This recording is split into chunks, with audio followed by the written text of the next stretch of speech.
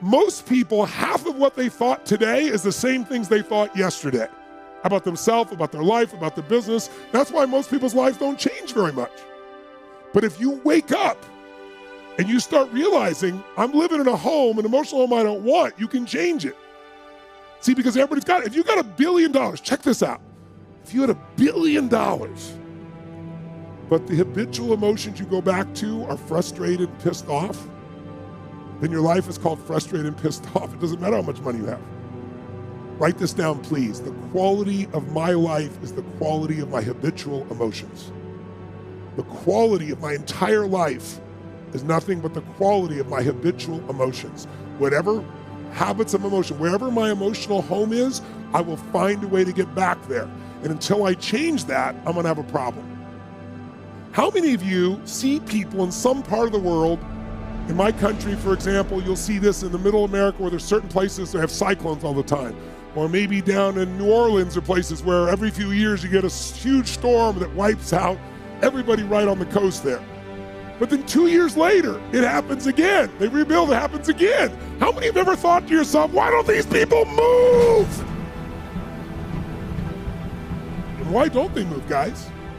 Because it's what they're conditioned. They call that home. I don't want to leave my home. It's what I know. It's easy to see when it's somebody else and it's physical. It's harder to see when it's yourself and it's emotional, because we have an emotional home. Some of you grew up in a really tough environment. I did too. Pretty brutal environment.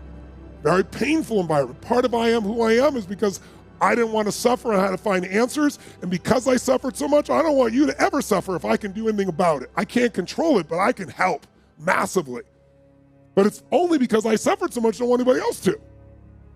But think about it. Most people suffer even when they're successful. Listen, if you're successful and you're not fulfilled, that's the ultimate failure. If you got people that love you and you're not feeling joyous and alive, something's wrong. And you know what it is? You got an old home you're used to. Maybe the home you're used to is not a very happy home. It's a home of worry, a home of frustration, a home of anger, a home of feeling everything's unjust. And so you find a way to get back home using whatever the environment you can use. How many of you know somebody who's always pissed off about something? How many of you know somebody who is always worried? How many of you know someone who's not really funny, but they think they are? And they crack themselves up telling stupid jokes? How many know someone like this who cracks themselves up and they laugh so much that even though it's not funny, you find yourself laughing too?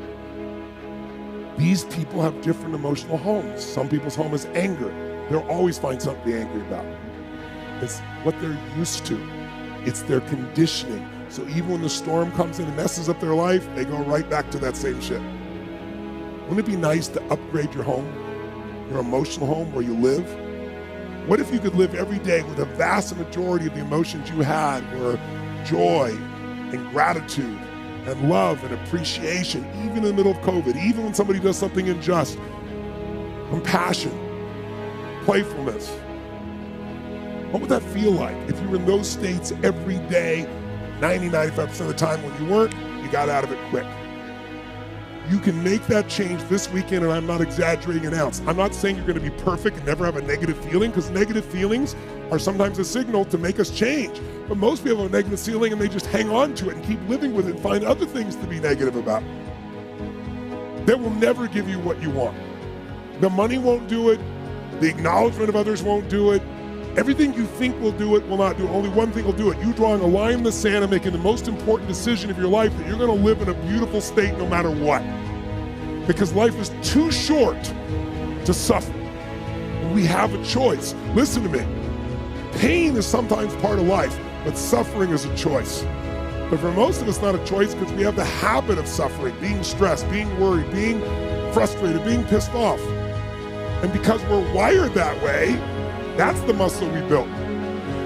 But if we rebuild our home here so it's even more magnificent, then you can have the life that you desire and deserve. And you can do it in one weekend only if you give your all and push enough energy out while you're doing it, while you're learning.